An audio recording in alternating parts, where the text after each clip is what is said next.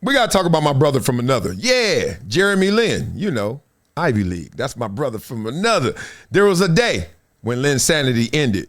Damn, I forgot about that. He going to remind you right now. Break it down, big dog. That's the name, playing the Heat with LeBron and them. Yeah, the whole and you know, we were teammates, so you know my personality is like, when the spotlight is on me, I get nervous. I start sweating. Like if I walk into a restaurant and people recognize me, like, oh, this, like I get, Yeah, I kind of, you can feel all that. I like shrink, right? Like it's overwhelming for me. I don't, and so Linsanity was that times 100,000 of. More than 100,000, 100 million. Thing was insane. Insanity. It was Linsanity, real spit. He probably got social anxiety disorder. I've met him a couple times, and yeah, he like, look, can you deflect all this spotlight somewhere else? Let me just go ball. And that's the type of personality he has, but it doesn't matter what your personality is. You're going to have to match it up to what we are seeing right now in this real world because, boom, you are a star. Imagine doing all that. The same ball you've been playing all of a sudden one day because of your background, because of the uniqueness, because of the fact that, hey, I thought you were supposed to be a nerd. You out here killing cats. All the above turned him into a phenomenon. Just like, whoa, like what's happening? And for me, going into the Heat game, it was like I had so much hype that everybody had me circled on their calendar. And for me, I'm like, I'm just trying to make it to the cut deadline so I can have my minimum rookie guarantee, my minimum salary guaranteed. Like I'm just trying to make it, and everyone else is like, I'm trying to end him. Damn. And that's the reality was like, you know, and credit to Chalmers and the Big Three and the Miami Heat. They had a, you know, that was kind of what everybody says, like the night that Linsanity ended. You think? I mean, if anybody gonna end it, it's the Big Three in Miami, the Heatles. So, I mean, I wouldn't even feel slighted. Matter of fact, I wouldn't even count that as ending it. It's probably the game after that because they weren't as good as them. And then it was like, oh. Because when you face LeBron, you face Dwayne Wade, they throwing everything at you and all them cats. Because they got to take so much of the weight for the team. So then they throw the backups at you and you're just like, man, this is exhausted. But that don't end it because that's like kind of expected. Probably the game after, big dog. And credit to them because they did that and they put in. But to me, it was like the fact that I could garner that attention and that respect of them, like watching that much film on me and being like, tonight we're not going to let him have anything. For real. That is a sign to me that like, wow, like you really made waves. That's like yeah. you really made Yeah. waves. Like I was never supposed to be here. I wasn't even supposed to be playing in college. Like, let alone the NBA, let alone having LeBron, Dwayne Wade, Chris Bosh, and Mario Chalmers, and Norris Cole, and other people being like, yo, we're going to send the whole fleet to go stop him. Yeah, we got a game plan for him. That's tough. That's and so for me, it's actually like, of course, like I get a lot of hate and I get laughed at a lot, but from a... Whoa, wait a minute. Where'd that come from? I mean, other than the one time you went at it, what was that? Was that Kenyon Martin or something? Yeah, when they were talking about the tattoos and stuff. How you get a lot of hate? Jeremy Lin got a lot of hate?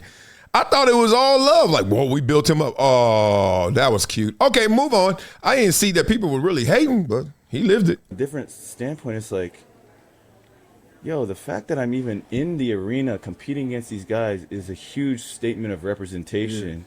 That y'all know me and you're coming to really try to end me, like, And because before that we couldn't even get respect. And I've seen players talking about that they were trying to do everything they could to stop you during that time.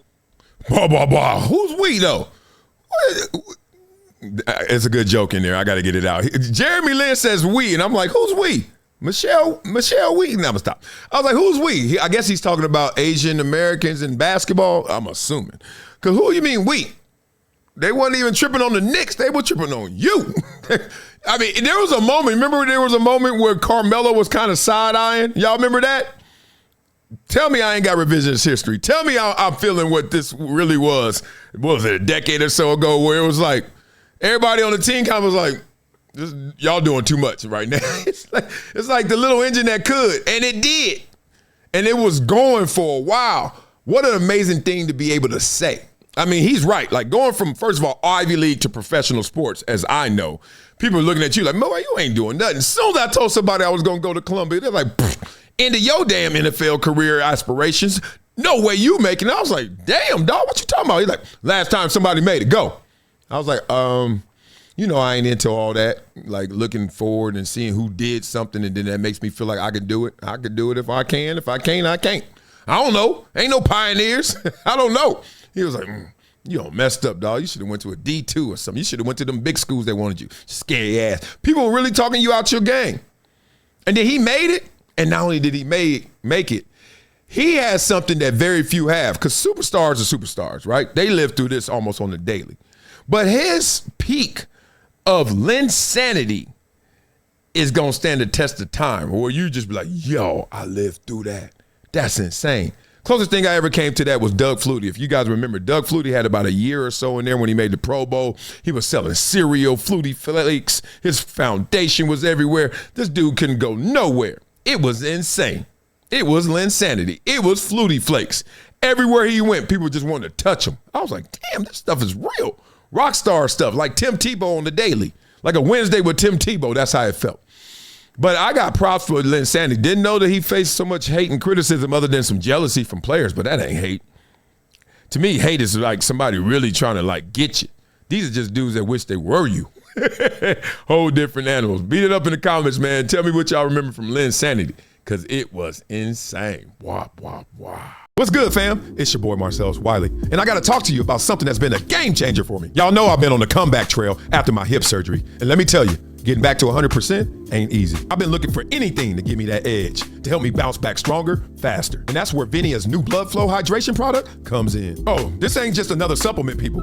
This is about optimizing your body from the inside out. Since I started taking VINIA blood flow hydration, I'm feeling a big difference in my physical therapy sessions and my energy levels. And for anyone out there, or just looking to elevate your daily well-being, this is it. So head over to my link in my bio, check out VINIA blood flow hydration, and start your own comeback story. Trust me, your body will thank you. It's been a decade plus that I knew that this day was going to come. Oh, this is not hyperbole here. Because I believe the purpose.